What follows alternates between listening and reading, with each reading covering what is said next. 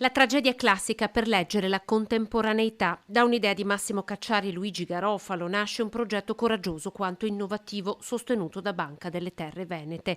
Leggere le opere del teatro classico, l'Antigone di Sofocle, l'Edipo Re, Ifigenia in Tauride di Euripide di Goethe nella chiesa di Santa Croce di Treviso.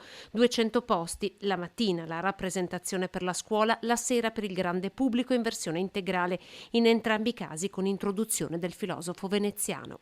Sofocle, Euripide, Goethe, insomma, sono maestri il cui pensiero è assolutamente irrinunciabile e soprattutto avvicinano filosofia e diritto inteso come pensiero. Nella tragedia classica depositaria della nostra civiltà ci sono le tracce per leggere anche la nostra realtà, le grandi questioni che condividiamo come umanità. Su Antigone si aprono delle riflessioni molto. Davvero il potere può tutto? Può anche andare a scardinare quello che si chiamerebbe diritto naturale? Può arrivare a questo?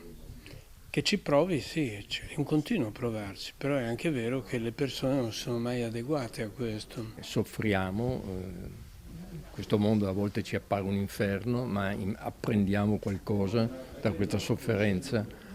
Questi sono i grandi temi della tragedia. La tragedia classica è assolutamente di totale attualità. Il primo appuntamento il 5 maggio con l'Antigone di Sofocle, l'ultimo il 13 di ottobre con Ifigenia in Tauride di Goethe.